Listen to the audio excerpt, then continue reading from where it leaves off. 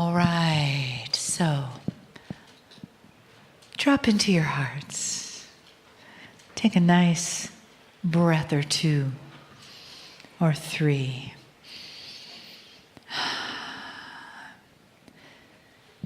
And give yourself this time to just say thank you inside.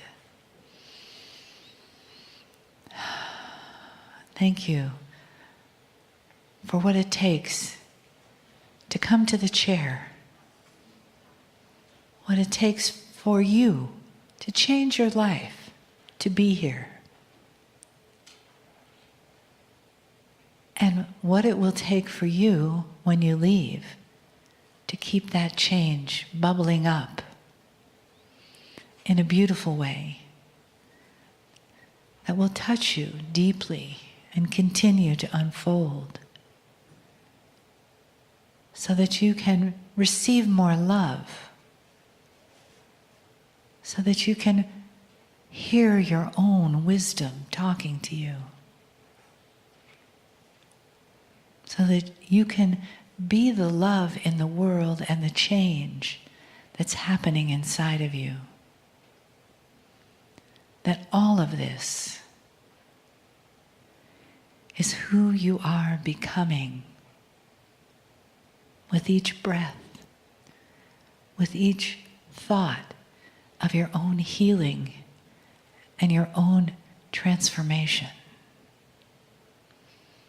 Take another breath into your heart and feel the gratitude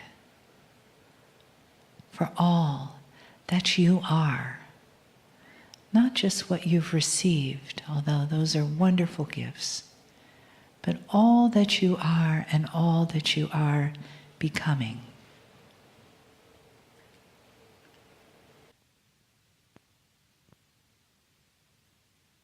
Greetings, dear ones. I'm Kryon of Magnetic Service.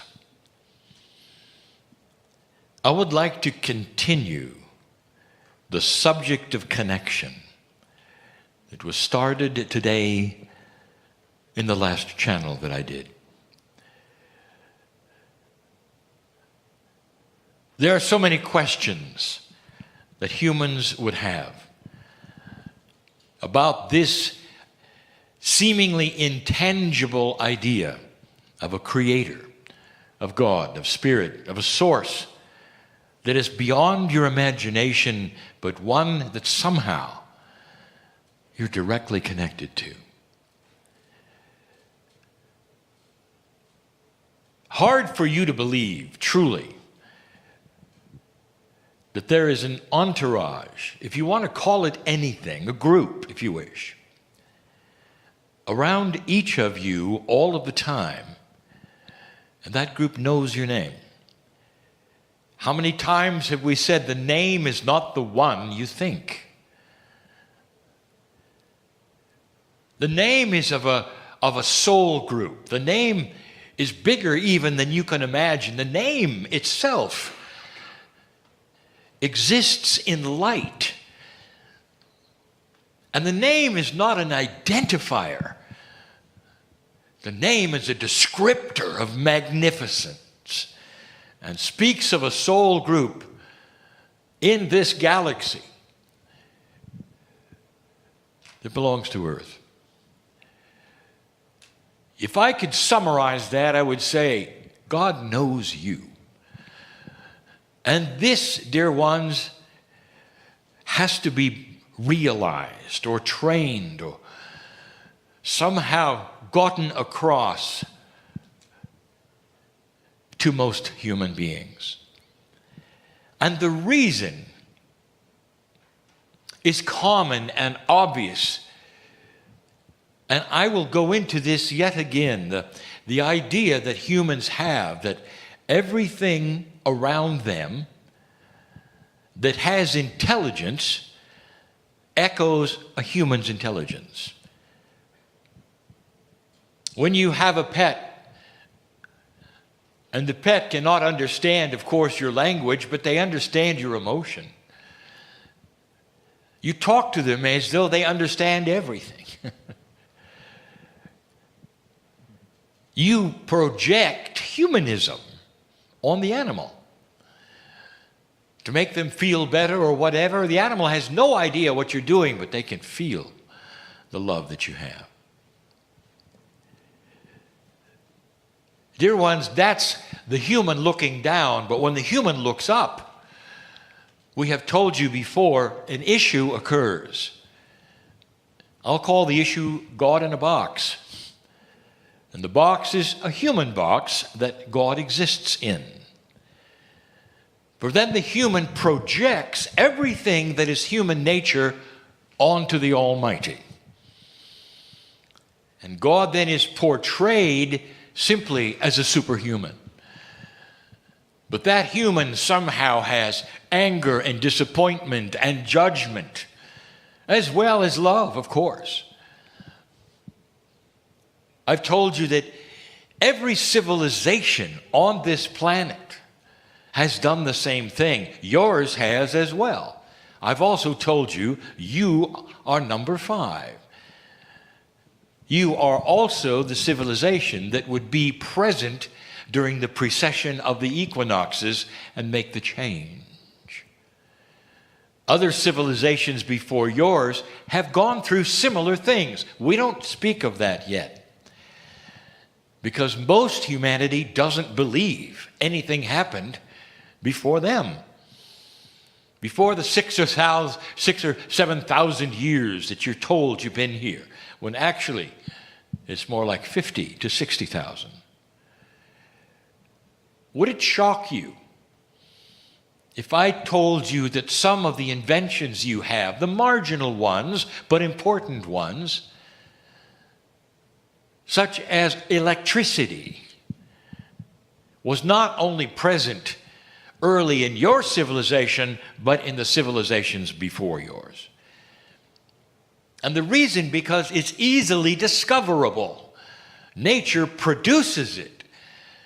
And anyone watching and looking and interested with an inquiring mind will discover it eventually. So you're not the first. And it leads to things which I'll mention in just a moment.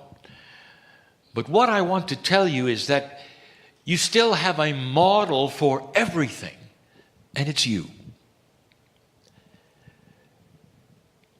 Communication is interesting with humanity.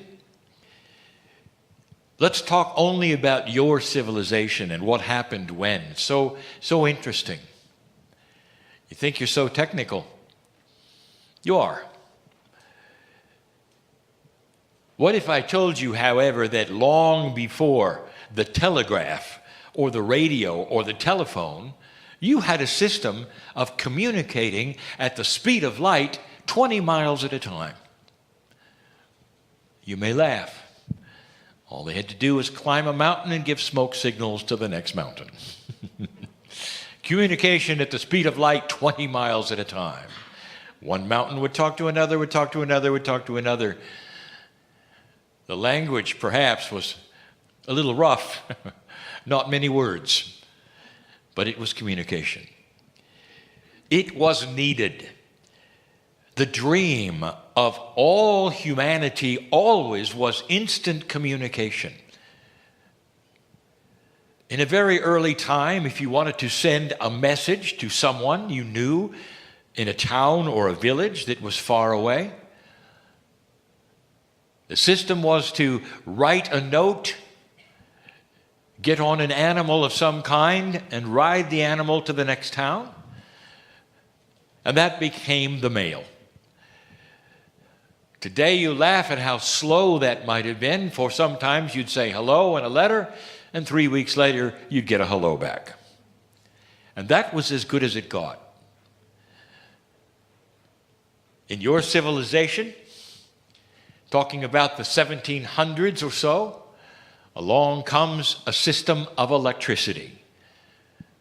You called it the telegraph, where you could start then sending messages through code, long distances. 100 years later, it led to radio. And then the inventions began. But suddenly you could talk, and those a continent away could hear it in real time. Some thought that was just about as good as it would ever get.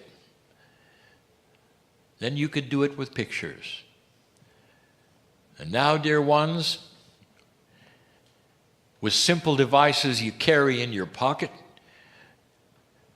if you have the right equipment on the other side, you could talk to the planet, and they could all hear you at once. The secret, of course, is having the correct equipment, the correct connection, and that which is needed in today's world with that which you call the net. Wiring it to everyone so everyone would have the correct equipment. And now, finally, one human could talk to everyone and they could talk back. That's how far you've gone. But even today, you didn't extrapolate that technological improvement onto God. Do you realize that? You're still sending letters. Now you might say, well, wait a minute. That's not true. I can pray and I know God hears me. Yes, but dear ones, you've always felt it was one way. Because you never felt that God could hear you enough to give you an answer immediately. It was either passed down somehow or realized in some fashion or got dysfunctional somewhere along the way. I mean, the Greeks were doing it. They were sending messages through prayer to their gods who they made dysfunctional so they would be more human. In other words, it continues even today that who you are as humanity is then placed upon God. And this idea of God in the box is as follows. There's no technology yet high enough to have a real-time communication with Spirit or God, where you could have a back and forth message at the speed of light. It simply is not acceptable. Most of humanity has to go through some kind of an interloper that translates because they have the ability or the training or the gifts of being able to take your message and get it to Spirit and then have it come back in a certain way. We told you this morning that it gets even worse than that because it's often accompanied with steps of achievement or even funding in order for you to get a message, a connection to the creative source. Dear ones, this is truly understandable because this is the only model you have, and that model is yourself. And so if there's an almighty God someplace in a box somewhere, in order to get that place, wherever it is, there has to be all manner of things that you do in order to achieve that communication.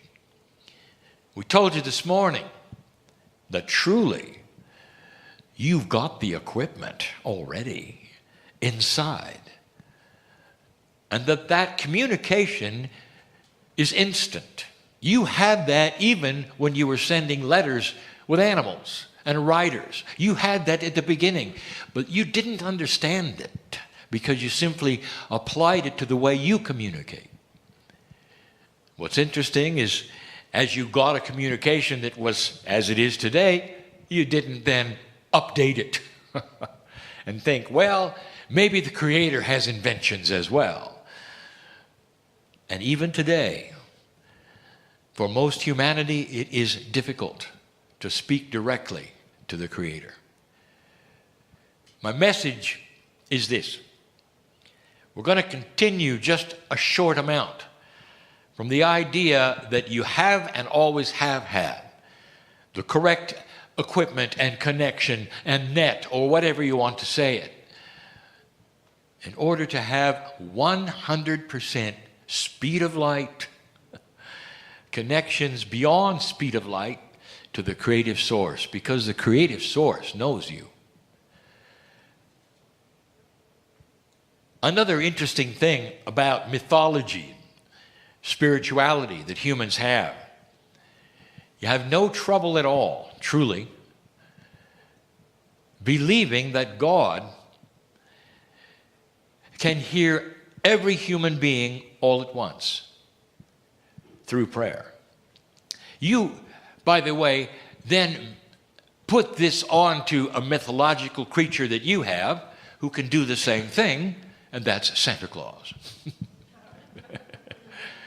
No matter who you are as a child, Santa can hear all of the requests at one time. Of course, you did also place the other thing on Santa Claus that you placed on the Creator. You better be good, or you don't get the present. You see where you go with this. You don't really go all the way. Even if you believe that you can communicate, there's still the idea, what does God think about it? Is it possible that spirit can be frustrated? The answer is no. That is a human emotion. Anger, no. That is a human emotion. Well, wait a minute, Kryon. You said that spirit can have compassion. Isn't that a human emotion? No, dear ones, that's a creator emotion that you get by being a human. Love, compassion, benevolence, beauty. What you studied today in coherence and putting things together, all is from the creative source. Humor, from the creative source. The creativity of music. The idea of harmonies causing emotional effects and sending you into coherence right from the creative source. And all the other emotions that you dream up or you have, dream up in that you paste them on the Creator, is something you have, not the Creator. Now, where am I going? Once you get to the place where you realize you don't have to climb stairs or go through someone else, that you can sit in your chair, magnificent, and say, Dear Spirit, I know you're with me. Dear Spirit, I know you're here. Dear Spirit, I expect benevolent things in my life, and things start changing. Once you get to that stage, dear ones, you simply threw the switch. Because from now on, you get real communication and results. Let me begin with just one or two things. God is not in a box. Let us say, for instance, you are a healer. And for so many years, you've had the gifts and the tools of healing. And let us say, for many years, there has been frustration because they either don't work well or they work too well or you cannot control them.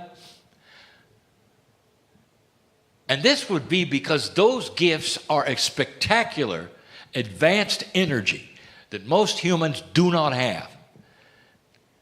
It even frustrated the shamans of old. That sometimes the healing occurred and sometimes it didn't, and that got them in trouble because those around them expected certain things in linearity, and that's not what the gift does. Let's say that's you. How do you think spirit reacts to this? What's really happening there? Let me tell you. You have an entourage around you. And every single one of those loves you dearly, knows your name, knows the soul that you are, and is watching you flounder because you think God's in a box. Even if you believe you can communicate, you don't think God cares enough to work with you on the issue. And in that sense, you might go a lifetime or decades with an entourage around you begging you, why don't you just ask and work this out? Because you are in communication. The line is open, the switch has been turned, and all you think is it's good enough to talk. You don't understand. It's good enough to resolve things that are multidimensional. It's good enough to change your life. But you've only gone to first base, as they say. You just threw the switch. Now you can talk. What if I told you this? That box you think God is in is inside you. Right now, to that healer, I will say this. You have the ability to work on this and design your gift. So all it creates is consistency, benevolence, beauty. That you can control the things that are beyond that which you thought were controllable because they were multidimensional gifts and others didn't have them. You thought they just were, didn't understand. You are the designer. They landed in your lap so you could design them. Imagine the cook somehow getting all the ingredients falling out of the sky. And there they are with all of the ingredients around them. And they're so frustrated that the ingredients don't make sense. And then suddenly somebody informs them, well, why don't you cook them? And they go, I can do that? And so the ingredients then become that which go into the meal, which then makes sense, and that is nourishing. But you never thought about cooking them. You never thought you were in control enough to design the pieces and the parts of the gifts you got. Every healer on the planet should know this. Not too long ago, we gave you a message that if you are a healer or you have any kind of gifts that are above that which you would call 3D or even 4D, that they're going to increase. That in this light-dark relationship, suddenly you're going to find yourself with an increased potential, and you're going to see things you never expected, double, triple, even more. Did it ever occur to you it might be nice to control them? Or are you just going to let them fly away or come out at any time? That's what would happen unless you understood the beauty of the design that you have around that which you have as a beautiful gift. Okay, Kryon, you got my attention. I'm a healer. Would you give me something practical? How do I design it? How do I cook the meal? Dear ones, you have got an open communication with an entourage who knows your name and sits there when you're asleep looking at you. I want you to have a communication. Dear entourage, dear spirit, thank you for these marvelous gifts. It's time for me to design them. Give me the intuition and the energy that I believe in that helps me to know what to do in order to suppress the things that need suppressing and release the things that need releasing and the timing of it. And I want you to repeat this as often as it takes for you to believe it. It really only takes one time, dear ones. You're heard right away. And then the process becomes this. You start to get the intuitions. And you start expecting them. Then they start to work. Then you want some more. Then you start expecting more. And it's a process, like exercising a muscle that you practice and practice. And pretty soon you realize, with the help of the entourage around you and God that is not in a box, who has always been there waiting for you to ask, that it's working. It's working. Healers of this planet, if you're listening, I want to tell you something. You need to start designing what you have for the new energy. And when I say designing, I am talking about you with your gift, specifically having a pattern of benevolence and control that is sacred and belongs to you, so that you can walk into a place and know exactly how that gift is going to work.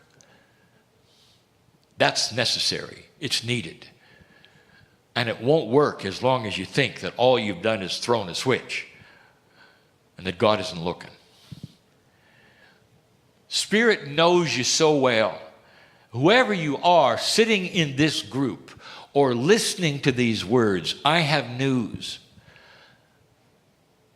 That there is a pattern for each of you to help you drop the fear, to help you advance in things that you didn't think you could advance in, to get control of your biology. All of these things have your name on them. It's not too much for Spirit, dear ones, to do this to millions at the same time. That's the spectacular energy of consciousness of God. Don't limit what you think is possible just because you don't believe you're in touch to that degree. You are. That's the invitation. If you think God is too far away to hear you, it's going to be an issue. But if you think you can whisper and be heard and loved by the eternal creative source, then you're on the right track. Dear Spirit, help me to shape my life in a way that's going to work because you know me better than me. My higher self, my soul on the other side of the veil, the entourage, whatever that is, I realize it's all there to help me right now on this planet during the shift so that I can live longer, I can be peaceful, I can deal with the little problems that are coming along my way almost every day. And that I can design a reality that is beautiful for me, not for anybody else but me. That's the individualness of the beauty of the love of God. Are you getting this? Bigger than you think, in this light, easier than you think, but it's not that which you've been told. So for some of you, it's harder. For some of you, it's easier. But dear ones, for all of you, it's possible. This is the message and will continue to be the message from this man in the chair. And so it is.